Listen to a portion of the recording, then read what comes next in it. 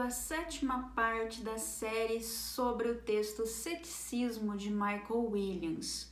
No último episódio, nós introduzimos a teoria do próprio Williams, a parte propositiva do seu texto, que é o chamado contextualismo. O contextualismo é bastante difundido na epistemologia contemporânea, mas não diretamente como uma tese epistemológica. A vertente mais difundida do contextualismo, no caso, é o contextualismo semântico. Por que tem esse nome? Justamente porque se trata de uma tese sobre o que significa atribuir conhecimento a um sujeito, ou seja, o que significa dizer que S sabe que P, que S sabe que uma proposição P é verdadeira. Nesse caso do contextualismo semântico, o que conta na verdade é o contexto do atribuidor, ou seja, certas circunstâncias envolvendo aquele que atribui conhecimento a alguém, e não diretamente o contexto do sujeito do conhecimento. Então, essa é a principal diferença entre o chamado contextualismo semântico e o contextualismo substantivo ou contextualismo diretamente epistemológico, que é o contextualismo do Michael Williams. Então, Michael Williams é o principal representante desta outra vertente contextualista, menos difundida, que é o contextualismo substantivo. Enfatizando, então, importa nesta vertente contextualista, que é uma tese epistemológica, o contexto do sujeito do conhecimento. Então, trata-se diretamente de uma tese do que é justificar uma crença. O contextualismo substantivo ou epistemológico é, portanto, uma teoria da justificação de crenças, tá? Então, foi a partir do nosso último vídeo que nós começamos a ver essa teoria do Williams. E hoje nós vamos começar, então, pela seção intitulada Justificação e Verdade, que é a parte 9 do texto do Williams. Nesta seção, ele diz que ser justificado nem sempre é uma questão de ter passado pelo processo prévio de justificação. Então, nós já vimos isso na nossa última aula. A prática da justificação só é iniciada quando o sujeito se encontra no contexto de uma contestação apropriadamente motivada, que é quando surge a obrigação de produzir evidências positivas. Então, o que nós vimos na última aula é justamente que o contextualismo do Williams é uma tese segundo a qual você nem sempre precisa ter produzido um argumento previamente para ter o direito de pretender que a sua crença implique conhecimento, que ela seja uma instância de conhecimento, tá? Então, o que é necessário nesse caso é que você esteja num contexto de normalidade, onde não exista nenhuma razão revogadora relevante. Quer dizer, no seu contexto não existe nenhuma alternativa relevante de crença a qual nós seríamos levados pelas mesmas evidências presentes naquele contexto. Em outras palavras, no contexto em que você se encontra, só existe uma alternativa relevante, um resultado relevante para o tipo de input, digamos assim, que você está sofrendo naquela situação, tá? Então, é como se a gente pudesse dizer que de todos os inputs presentes para você, de tudo que você recebe naquele contexto, só existe um output, um resultado relevante naquela situação. Então, tanto tanto o fundacionalismo quanto o coerentismo se comprometem com a exigência de fundamentação prévia. Nós já vimos nessa série que fundacionalismo e coerentismo são duas maneiras tradicionais de respondermos diretamente ao ceticismo filosófico, principalmente quando temos em vista o chamado trilema de Agripa, que é um desafio cético que acontece quando o cético exige exatamente que nós apresentemos uma justificação para as crenças que temos. Quando nós começamos então a fornecer essa justificação, nós podemos entrar num círculo vicioso, podemos regredir ao infinito, ou podemos interromper dogmaticamente a série de justificações. Este é o trilema de Agripa. Então, as tentativas diretas de responder ao trilema de Agripa são, primeiramente, o fundacionalismo, que seria a busca de uma crença que seria capaz de justificar as outras crenças, mas que em si mesma não demandaria uma justificação.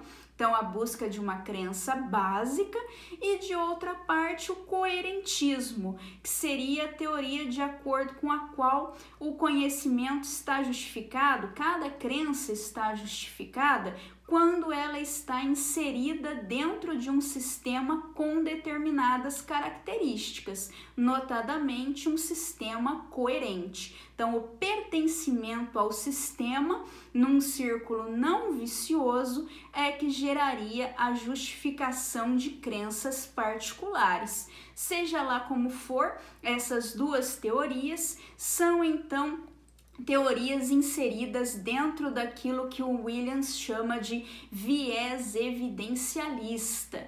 Quer dizer, essa ideia de que você só é epistemicamente responsável, você só agiu com virtude epistêmica, só fez o que você deveria fazer como sujeito do conhecimento, se você procurou formar crenças com base em fundamentos adequados que podem ser citados caso alguém faça o tipo de interrogação que o cético costuma fazer.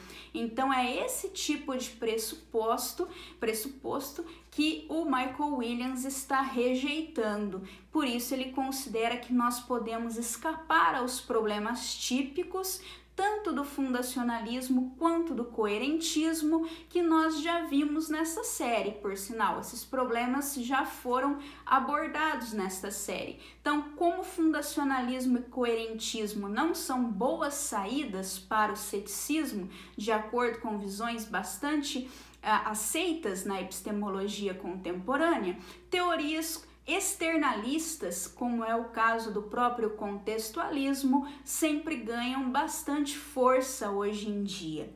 Williams ainda diz que, claro, essas respostas fundacionalistas e coerentistas são respostas diretas, não são então respostas diagnósticas. Uma resposta diagnóstica, como também já dissemos ao longo desse curso, é uma resposta que busca justamente denunciar os pressupostos do ceticismo, em vez de aceitar as premissas do cético e tentar chegar a uma outra conclusão.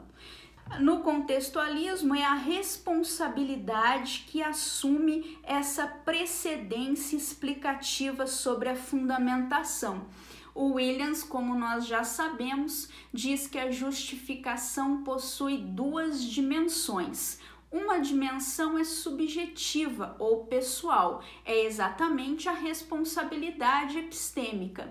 A outra dimensão é objetiva, trata-se do fato da sua crença estar ou não fundamentada em evidências adequadas.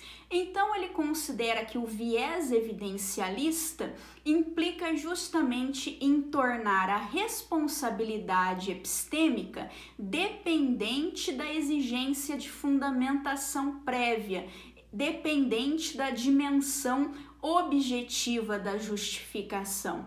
Já o contextualismo propõe uma inversão. Uma crença está devidamente fundamentada quando seu sujeito agiu de forma responsável no seu contexto. Então, aqui tem precedência a dimensão subjetiva ou pessoal da justificação. Com isso, é claro, o que é típico do contextualismo é essa ênfase nas condições pragmáticas da fala, do discurso.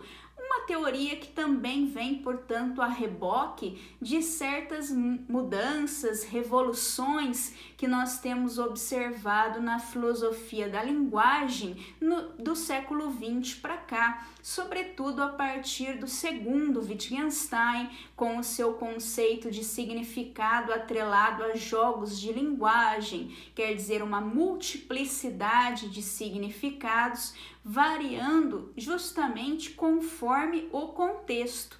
Então, o contextualismo é uma teoria tipicamente atrelada a essas marcas da história da filosofia do século XX e que ainda estão, é claro, muito presentes no nosso século XXI. Passando para a página aqui 99, mais ou menos, do texto do Williams, ele diz que a característica essencial da justificação epistêmica, de um modo geral, é que ela é condutora da verdade, de modo que justificar uma crença é conectá-la com alguma característica que aumente a sua probabilidade de ser verdadeira. Então, isso nos dá uma noção, digamos assim, do que significa, do que se requer de uma teoria da justificação. Sempre que você fala em justificação, você tem que explicar, então, o que faz com que aquela crença rastreie a verdade, assim por dizer. O que aumenta a probabilidade daquela crença ser verdadeira, certo? Então, justificação é uma espécie de condutibilidade à verdade. E aí ele diz que a responsabilidade requer que sejamos capazes de demonstrar a confiabilidade apenas se emergirem razões para que hajam suspeitas de não confiabilidade. Então veja que existe aqui um vínculo bastante estreito entre o contextualismo e o confiabilismo. Repito então o que eu já disse no último vídeo, o confiabilismo é a principal vertente do externalismo, que é o paradigma mais em voga na epistemologia contemporânea. Os externalistas acreditam justamente que o sujeito que sabe não precisa saber explicar por que ele sabe. Ele pode ter uma crença verdadeira, uma crença adequada ao contexto em que ele se encontra, sem que ele saiba nos dizer quais são as evidências que tornam essa crença verdadeira. Por que a crença dele é verdadeira? Então, a evidência que fundamenta a crença do sujeito não precisa necessariamente, pode ser, mas não precisa necessariamente ser uma outra crença na mente deste mesmo sujeito, certo? Por isso, externalismo. E o confiabilismo é essa ideia de que o que torna a crença do sujeito verdadeira é justamente o fato dele ter seguido um procedimento confiável na aquisição dessa crença. Quer dizer, o fato de que a crença dele se formou em condições que normalmente geram crenças verdadeiras, condições que normalmente são condutoras da verdade, né? Por isso que o Williams explicou que a justificação está atrelada exatamente a essa ideia do que conduz à verdade. Então, para o confiabilista, o que conduz à verdade são certas situações, certas circunstâncias do sujeito do conhecimento. podem ser processos cognitivos, metodologias, formas de raciocinar, faculdades mentais. Tudo isso é relevante aqui, tá? Então, o contextualismo chama a atenção para esse aspecto da justificação depender justamente da ausência do que eles chamam de defeaters, ou em português, razões revogadoras, ou seja, essas razões que levantam suspeitas de não confiabilidade, mostram uma anormalidade dentro de um contexto, mostram alguma circunstância que faz com que naquele tipo de contexto nós não tenhamos verdade como tendo uma alta probabilidade de decorrer daquela forma em que a crença foi adquirida. Quer dizer, naquele contexto, o modo como você adquiriu a crença não é um modo em que provavelmente as pessoas adquiririam crenças verdadeiras. Então é isso que faz com que o sujeito tenha aí sim que procurar razões para alguém acreditar que a crença que ele tem é verdade. Razões para ele próprio poder acreditar na crença, poder manter como conhecimento, melhor dizendo, a crença que ele adquiriu. Enquanto a perspectiva tradicional enfatiza a prova positiva, o contextualismo enfatiza a abertura à correção e à eliminação de erros. Por isso também nós dizemos que, além de ser uma proposta marcadamente externalista, além de ser uma proposta que dialoga muito proximamente com o confiabilismo, o contextualismo também é um tipo de falibilismo. São muitos ismos, né? São muitas formas de nós classificarmos esses diferentes posicionamentos. Mais importante do que os rótulos, é claro, é o que o conteúdo de cada um desses rótulos acrescenta para que nós tenhamos uma perspectiva melhor acerca do que é conhecimento.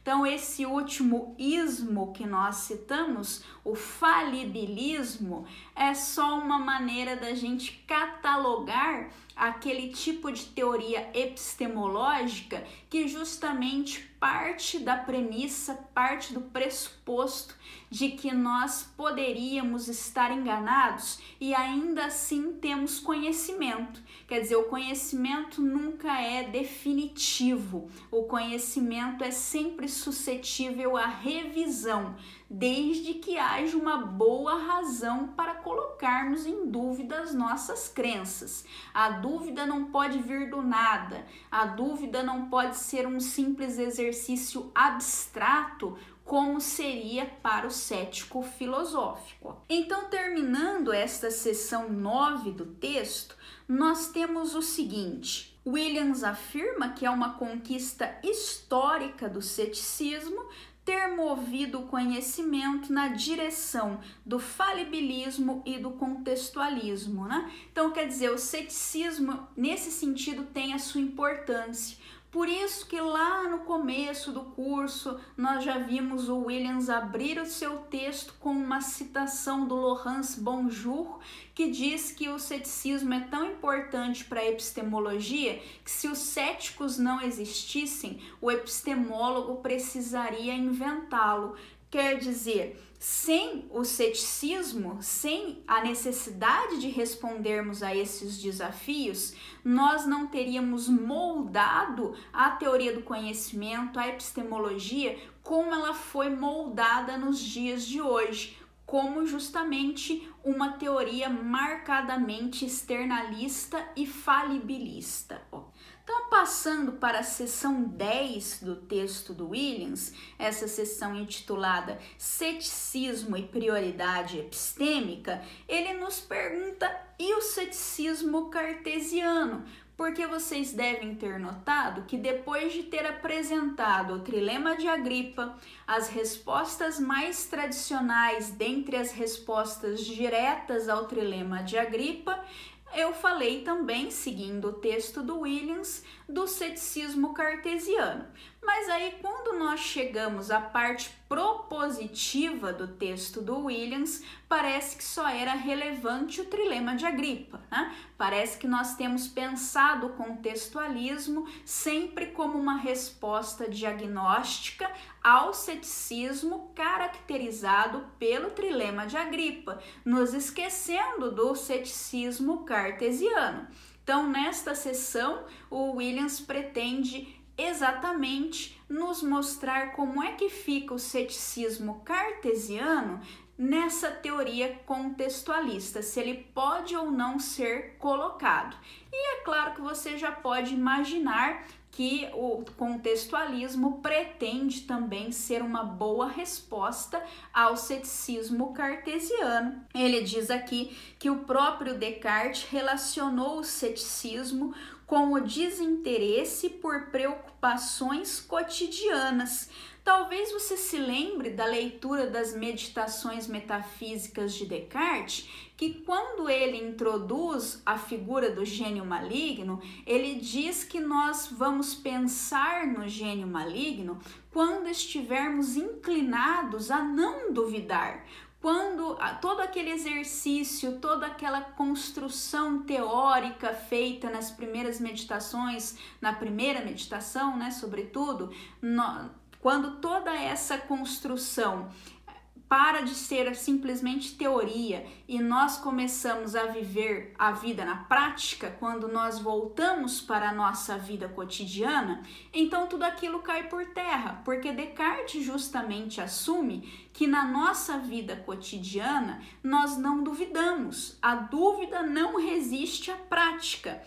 E é por esse motivo que sempre que a prática, sempre que o cotidiano nos levar a acreditar, nos fizer esquecer do exercício que nos levou a duvidar, o exercício teórico que nos levou a duvidar, então nós devemos pensar no gênio maligno. Nós devemos pensar que nós temos essa inclinação natural de acreditar, porque o gênio nos criou dessa forma, com essa propensão natural, né?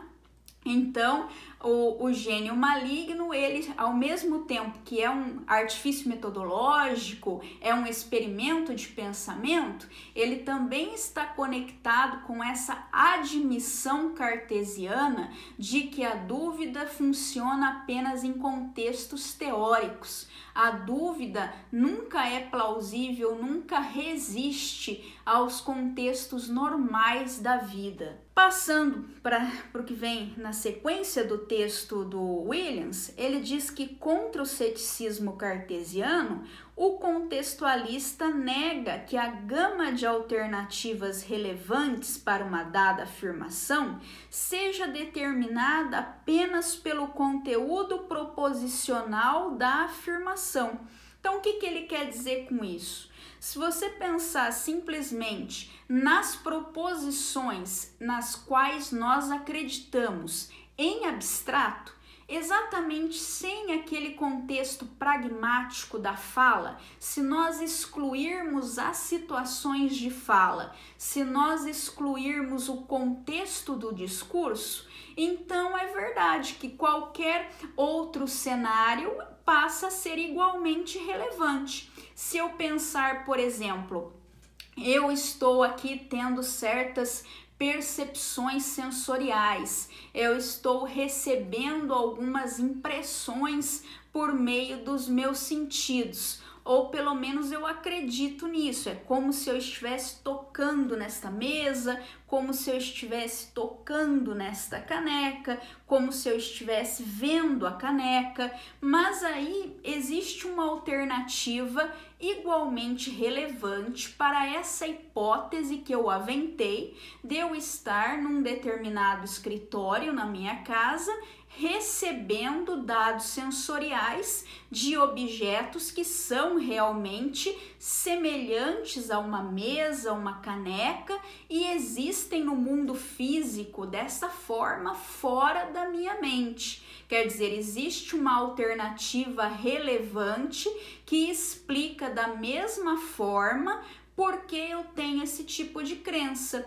é justamente o gênio maligno essa alternativa, ou então o argumento do sonho, também elaborado por Descartes. Também é possível que eu esteja sonhando, porque quando eu estou sonhando, também é como se eu estivesse recebendo impressões sensoriais de objetos físicos reais existindo independentemente da minha mente. Então, quer dizer, se eu levo em consideração só o conteúdo proposicional em que eu acredito que existe uma caneca na minha mão. Então, vários cenários alternativos, isso aí, como eu já falei em outros vídeos, vai depender dos limites da nossa imaginação apenas. Tem vários cenários alternativos que poderiam explicar por que eu tenho essa crença de que estou com as mãos sobre uma escrivaninha ou que tenho uma caneca nas minhas mãos. Além do sonho e do gênio maligno, tem o cérebro na cuba, tem o filme Matrix. Você pode ainda inventar um universo fantasioso que você quiser que explicaria um sujeito tendo crenças desse tipo. Por que eu posso dar asas à minha imaginação dessa maneira? Exatamente porque eu estou me restringindo ao conteúdo proposicional. Ter uma caneca na minha mão. Existe uma caneca na minha mão. Ponto. Eu não estou levando em consideração o contexto, a situação em que eu estou proferindo esta proposição. Eu não levo em conta a situação da fala, a situação real da fala. A situação real da fala, então, para o contextualista, é um fator que elimina alternativas que não poderiam ser eliminadas simplesmente pelo conteúdo proposicional da crença. Se você ficar apenas no plano do conteúdo proposicional de uma crença, o ceticismo vence. E o ceticismo vence porque esse conteúdo proposicional pode ser explicado igualmente pelas mais diversas hipóteses, e não apenas pela hipótese de que existe um mundo real correspondente a esse conteúdo proposicional que está me afetando agora e causando em mim essa crença. É apenas quando você passa para o nível pragmático da fala que você consegue descartar as alternativas céticas como alternativas irrelevantes. Então, para concluir essa nossa exposição de hoje, concluir também essa seção 10 do texto do Williams, nós temos que o cético cartesiano tende a recuar de todas as questões particulares para refletir sobre o conhecimento do mundo como um todo. Não é porque se ele pode isolar o conteúdo proposicional de uma crença e pensar apenas nas hipóteses que gerariam uma crença com aquele conteúdo, então por que ele não pode falar de qualquer outra crença que tenha o mesmo tipo de conteúdo proposicional? A partir do momento que a situação de fala não importa, ele pode passar a se referir ao nosso conhecimento em bloco, como um todo, e colocar a dúvida então para esse conhecimento como um todo. Esse movimento tão radical só é possibilitado quando você nega o contextualismo, segundo Michael Williams. E a última consideração que ele faz aqui é que o cético também considera a experiência como única base possível para o conhecimento do mundo, considerado dessa forma geral. Então aqui está em jogo o seguinte: quando você isola o conteúdo proposicional de uma crença, trata todas as crenças desse tipo de uma determinada forma, você pode elaborar então uma teoria que nos diga que tipo de evidência é adequado para esse tipo de conteúdo proposicional. Então você passa a tratar esses conteúdos proposicionais como tipos invariáveis. É por isso que nós também podemos classificar as pessoas que não são contextualistas, os epistemólogos que não são contextualistas, como invariantistas. Quer dizer, eles acreditam que um determinado tipo de crença requer sempre um determinado tipo de evidência. E essas crenças, então, podem ser tratadas em bloco, né? A despeito de quem esteja falando, de quem esteja debatendo, a despeito de quaisquer variações na situação de fala. Isso Michael Williams chamará também de realismo epistemológico. Quer dizer, você acredita que existem tipos epistemológicos invariáveis com certas características fixas, independentemente dos nossos interesses, independentemente do que esteja acontecendo com o sujeito desse conhecimento. Por isso, realismo epistemológico. Existe uma independência da evidência requerida para a justificação de cada crença com respeito à situação do sujeito do conhecimento. Isso nós veremos na última parte do nosso curso, no próximo vídeo. Então, até lá, obrigada por terem me ouvido novamente. Tchau, tchau.